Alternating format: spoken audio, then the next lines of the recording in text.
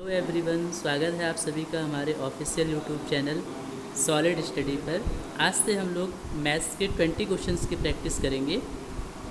आपका कोई भी एग्ज़ाम जो अपकमिंग है जिसमें मैथ्स आएगी तो आपके लिए ये वीडियो बहुत ज़्यादा हेल्पफुल होने वाला है। तो चलिए बिना देर करते हुए चलते हैं पहले सवाल की ओर।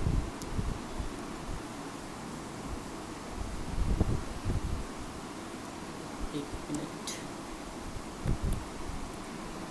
पहला सवाल है आपका, विद्यालय की किसी परीक्षा में एक छात्र ने सभी 6 विषयों में प्रत्येक 100 पूर्णांक वाले में 79% अंक प्राप्त किया। 5 विषयों में उसके प्राप्तांक 83, 77, 69, 81 तथा 78 थे। छठे विषय में अर्जित उसके अंक ज्ञात करो।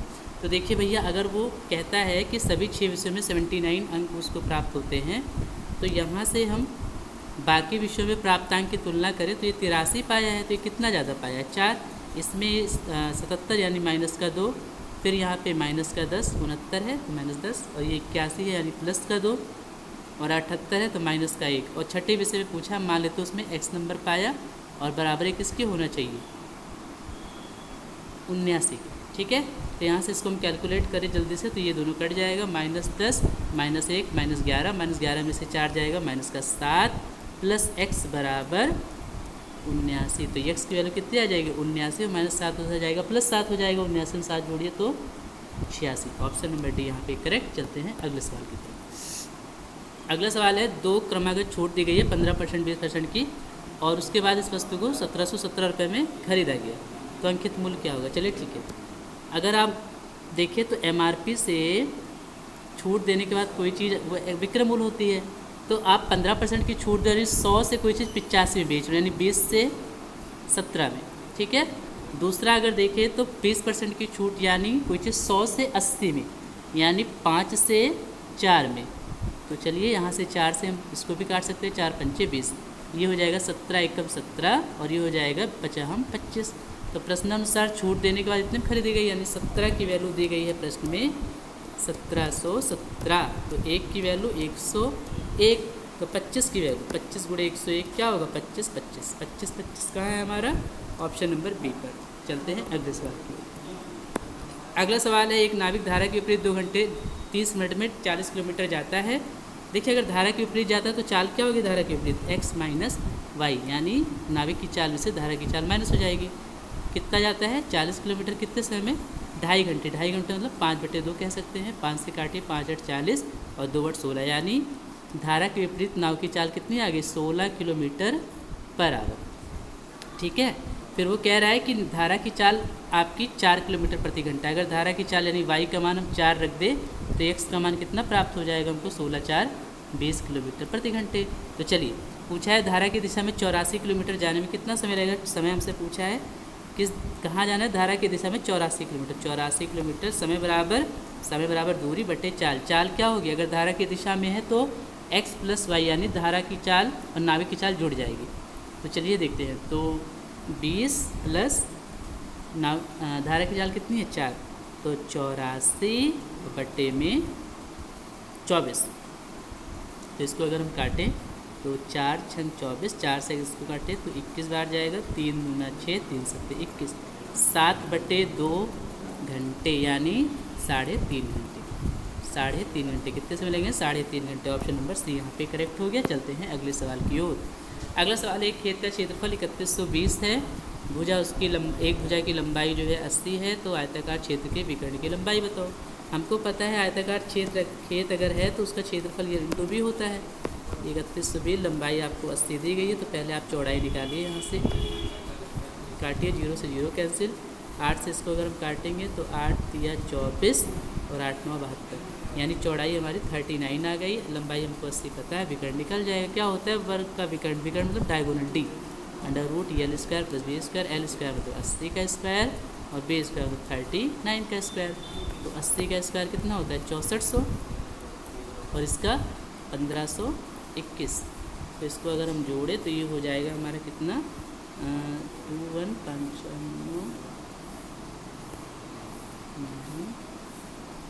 7921। तो 79 किसका वर्गमूल है?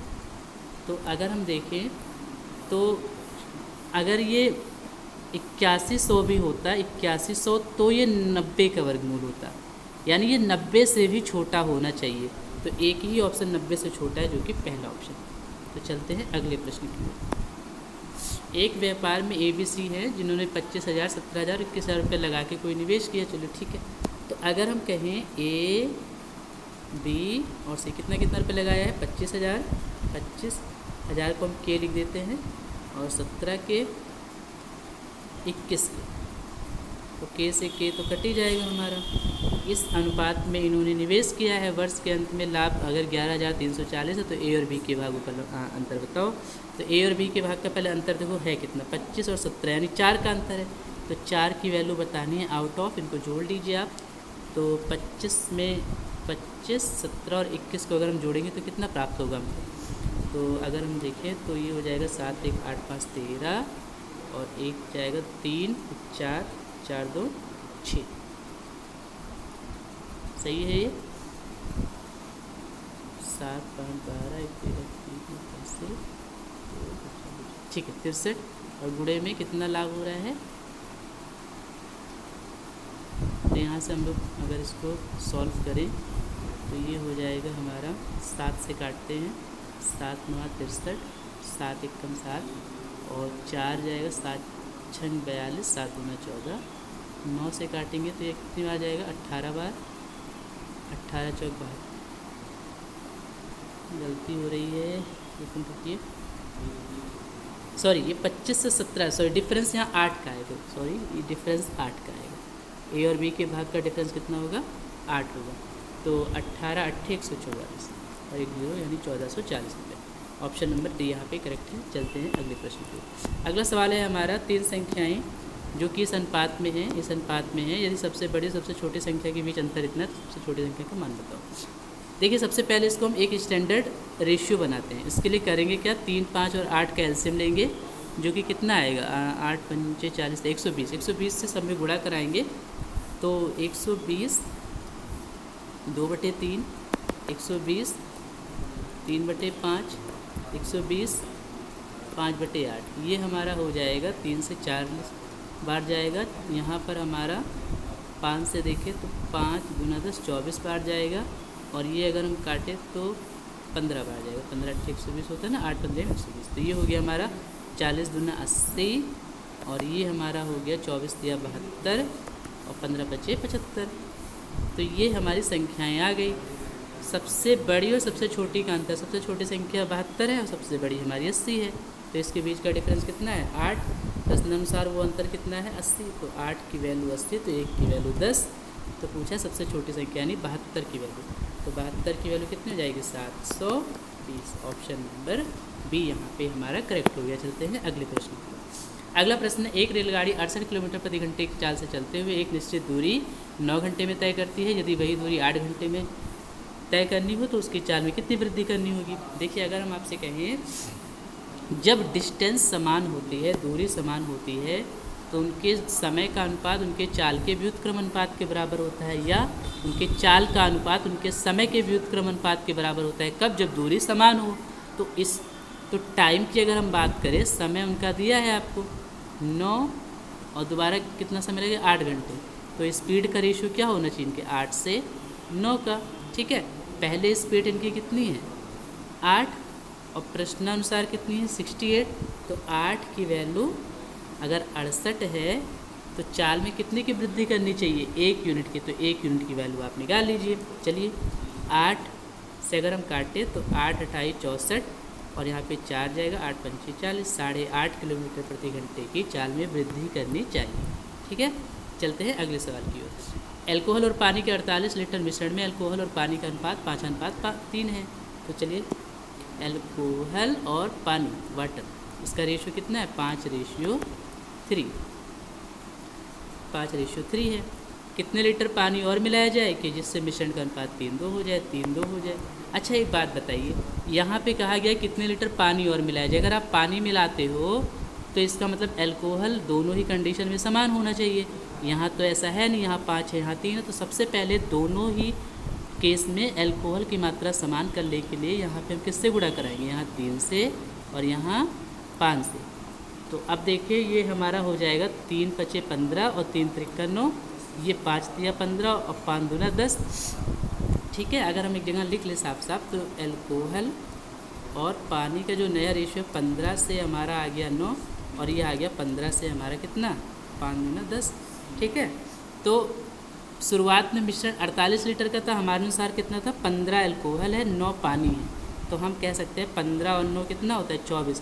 तो 24 की वैल्यू प्रश्न में 48 लीटर दी गई है आपको, तो 1 की वैल्यू 2 लीटर। तो कितना पानी मिलाया है, पहले 9 था अब 10, 1 यूनिट पानी, तो 1 ही यूनिट का मान पूछा है, तो 24 दूना 48, तो 1 की वैल्यू 2 लीटर, यानी 2 लीटर पानी मिलाना चाहिए। ऑप्शन नंबर सी यहाँ पे करेक्ट हो जाएगा। चलते हैं अगले प्रश्न की ओर।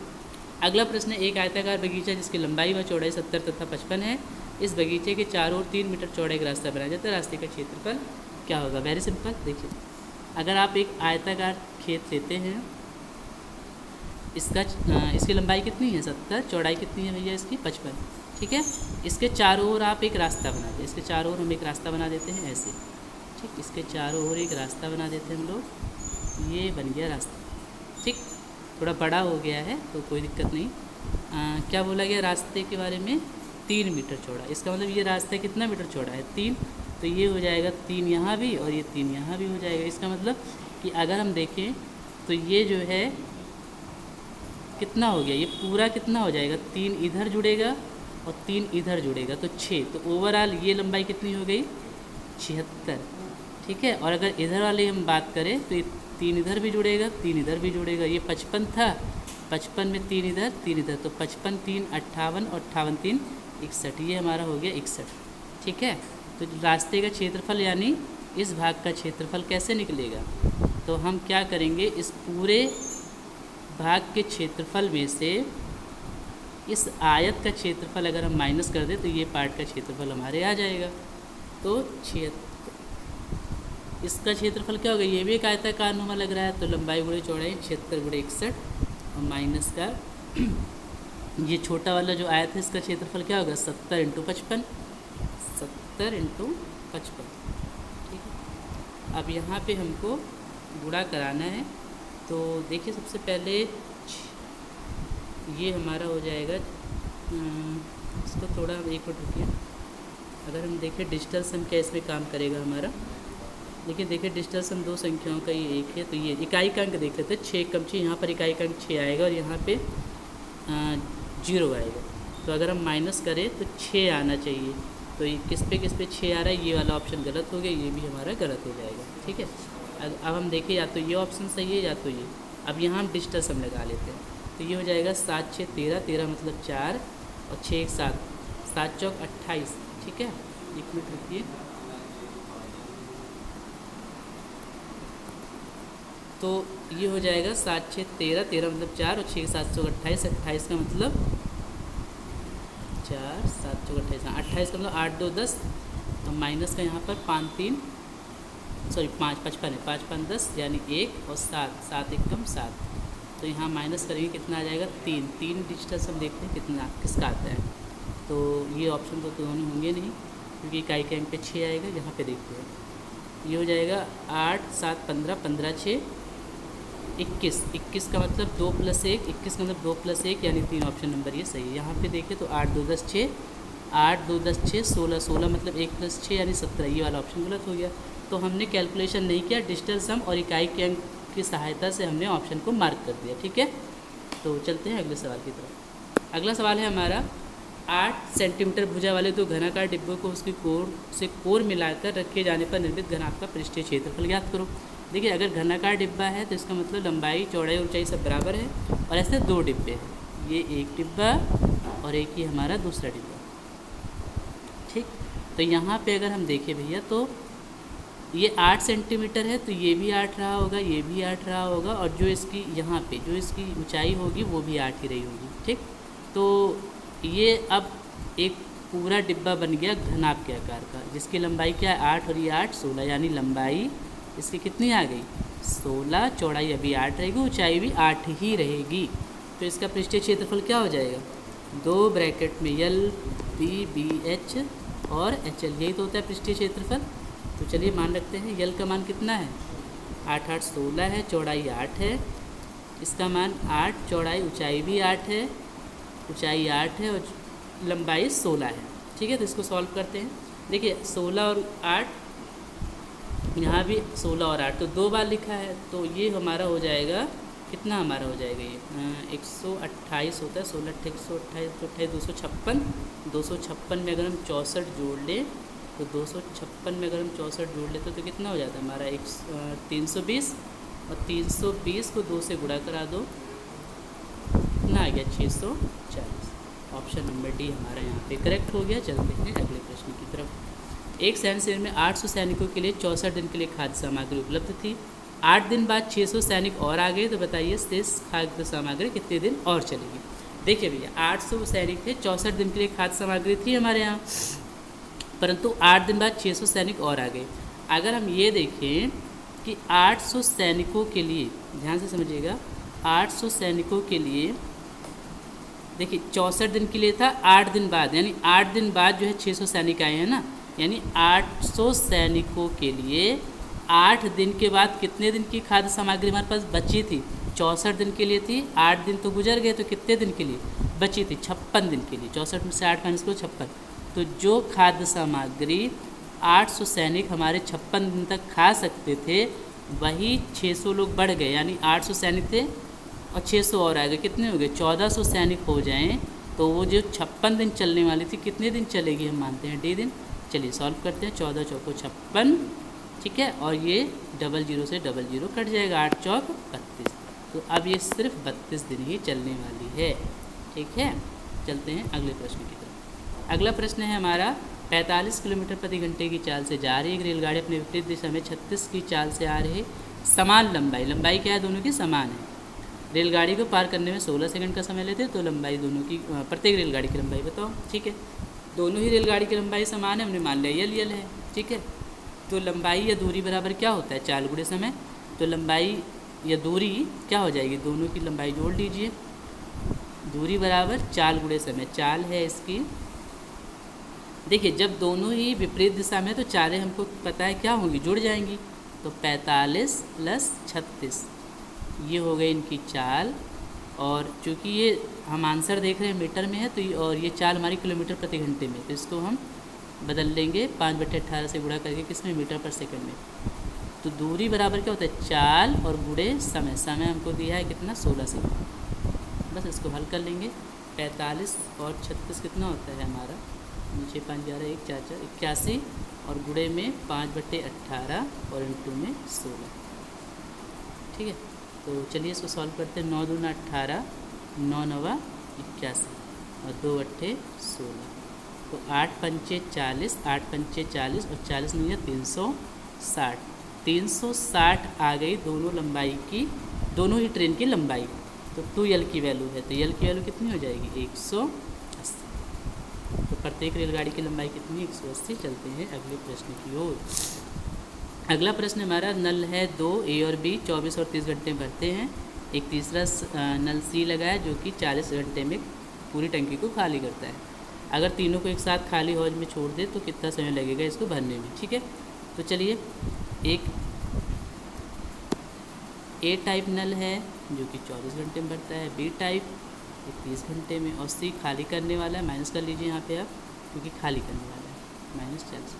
अगर इसका हम LCM ले तो कितना आ जाएगा 24, इसका अगर हम LCM लेते हैं तो ये हो जाएगा हमारा कितना 120, 24 पंचे 120, 3 चौक 12, 140, 120 माइनस, सबको एक साथ चलाएंगे तो ओवरऑल होगा क्या 5 4 9 यूनिट भरेगा, 3 यूनिट खाली हो जाएगा, यानी ओवरऑल 6 यूनिट भरेगा, और 120 यूनिट भराना तो कितना समय लगेगा 120/6 यानी 20 घंटे, कितना 20 घंटे। ऑप्शन नंबर सी यहाँ पे करेक्ट है। चलते हैं अगले प्रश्न की तरफ। अगला प्रश्न है, किसी परीक्षा में 45% विद्यार्थी विज्ञान में, 35% विद्यार्थी गणित में फेल हो गए, 15% दोनों में फेल हो गए। देखिए इस तरीके का जो भी सवाल आए कोशिश कीजिए आप ग्राफ से करिए इसको, मतलब एक डायग्राम से करिए, वेन डायग्राम से। तो हम बनाते हैं पहले, देखिए यहाँ पे जो दोनों में दिया है सबसे पहले हम वो लिखेंगे, 15% दोनों में फेल हो गए, तो यहाँ लिखेंगे। ये हमारा मान लेते हैं किसका सेक्शन है, 2 सब्जेक्ट है, कौन सा, विज्ञान, ये हमारा विज्ञान का हो गया और ये हमारा गणित का हो गया। ठीक है, तो 15% तो दोनों में हो गया, चलिए ठीक है। 45% विज्ञान में फेल हुए हैं। अच्छा, ये पूरा जो सेक्शन है ये पूरा विज्ञान का है। 45% तो यहाँ विज्ञान का आ गया, तो कितना यहाँ लिखेंगे हम, सिर्फ और सिर्फ 30। इसी प्रकार से गणित में हम देखें तो ये पूरा सेक्शन गणित का है, 15 तो गणित में यहाँ आ गया, तो कितना बच गया टोटल, अगर हमारा कितना है 35, तो 15 यहाँ, तो 10 यहाँ। तो ओवरऑल कितने लोग फेल हुए हैं अगर हम देखें तो 30, 15, 45, 45, 10, 55 लोग फेल हो गए हैं। कोई गलती तो नहीं हो रही यहाँ पे, 45, 35% है, 15 यहाँ आ गया तो 20 यहाँ पे आएगा, सॉरी यहाँ पे 20 आएगा, तभी तो गणित का 35 होगा, 20, 15, 35, ठीक है। तो अब इसको जोड़ेंगे तो ये आ जाएगा 30 और 15, 45 और 20, 65% लोग फेल हो गए। क्या ओवरऑल 65% लोग फेल हो गए, तो कितने परसेंट पास हुए, 35%। और 35% की वैल्यू किसके बराबर दी गई है भैया, 245 विद्यार्थी कुल पास हुए, 65 फेल हो गए तो पास कितने हुए, 35, और प्रश्न कहता है 245 लोग पास हुए, तो 35% की वैल्यू 245 है। तो यहाँ से 1% की वैल्यू कितनी आ जाएगी, इसको आप 7 से काटिए, 7 × 35, 7 × 21 और 3, 7 × 35, 5 से काटेंगे, 5 से 35, तो 1% की वैल्यू अगर 7 है तो 100% की वैल्यू 700। क्या पूछा था, परीक्षा में कितने विद्यार्थी, तो 100% की वैल्यू यानी 700 विद्यार्थी परीक्षा में हैं। अगले सवाल पे चलते हैं। अगला सवाल है 16,000 रुपये 20% वार्षिक चक्रवृद्धि ब्याज की दर से 1.5 वर्ष चक्रवृद्धि ब्याज ज्ञात कीजिए, जबकि ब्याज अर्धवार्षिक दे। अगर ब्याज अर्धवार्षिक दे है तो आप सबको पता है ब्याज की दर आधी हो जाती है और टाइम पीरियड उसका डबल हो जाता है, ठीक है। तो चलिए यहाँ पे अगर हम आपसे कहें कि जो हमारा प्रिंसिपल यानी मूलधन और अमाउंट का रेशियो होगा वो क्या होगा, भाई 20% है ब्याज की दर, लेकिन अब अर्धवार्षिक है तो ये 10% ही मानी जाएगी। तो 10% मतलब क्या हो गया, कोई चीज़ 1/10 हो जाएगा सॉल्व करेंगे तो यानी 10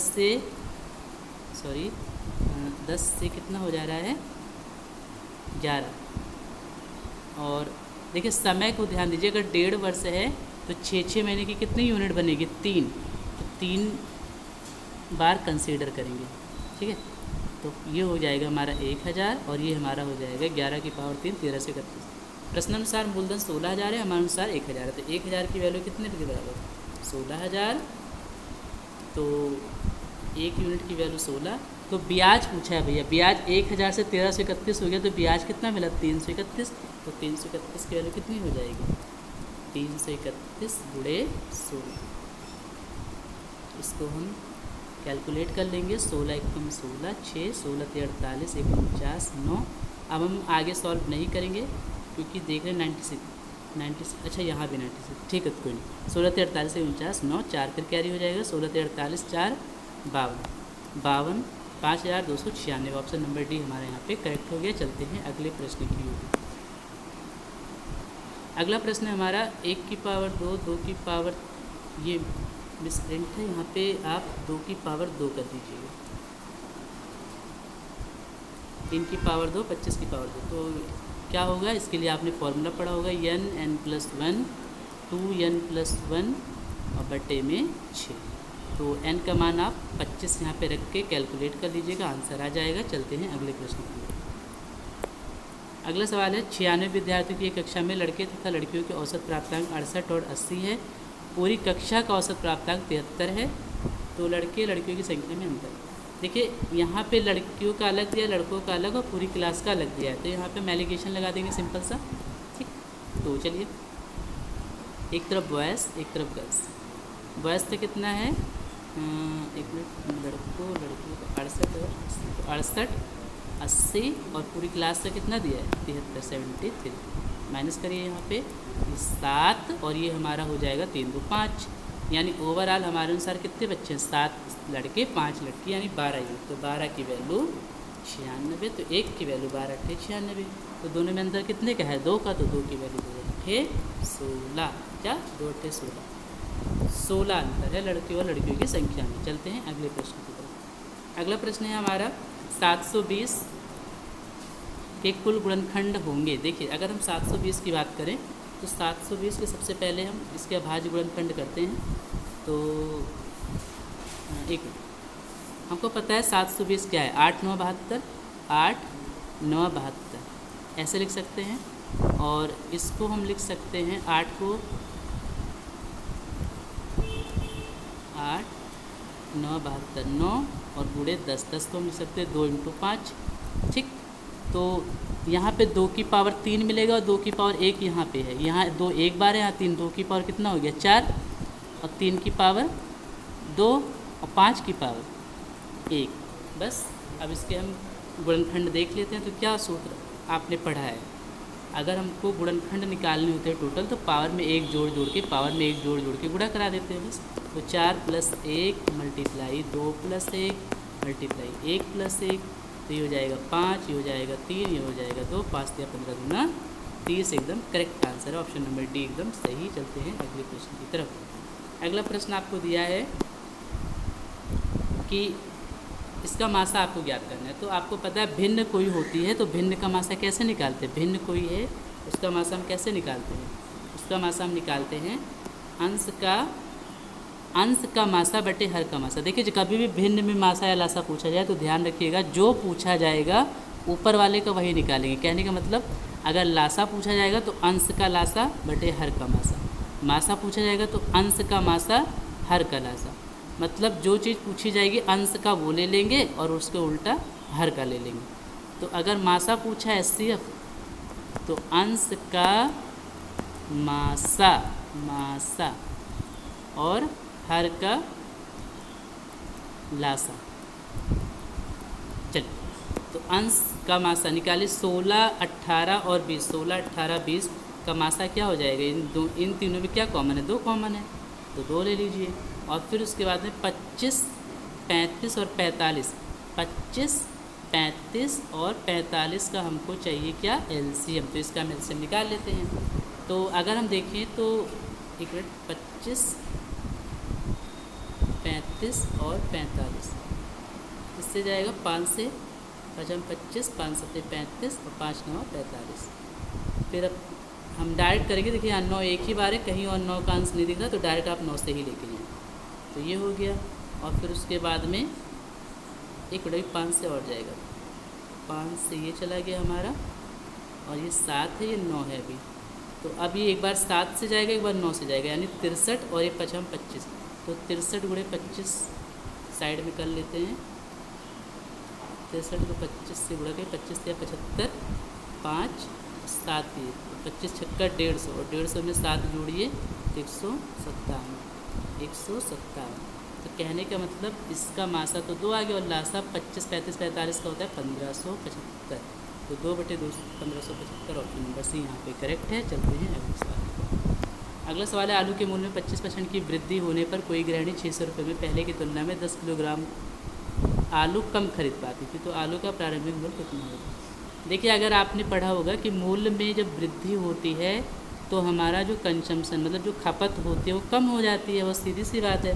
अगर हम आपसे ये कहें कि मूल्य यानी कीमत जो है 25% बढ़ गई, यानी 100 से 125 हो गई, 25 से 125, 25 125, यानी अगर कीमत 4 से 5 है यानी कीमत में हमारी बढ़त 4 से 5 होगी तो खपत हमको क्या करना पड़ेगा 5 से 4 करना पड़ेगा, अगर हमको खर्चे को अपने कांस्टेंट रखना है तो।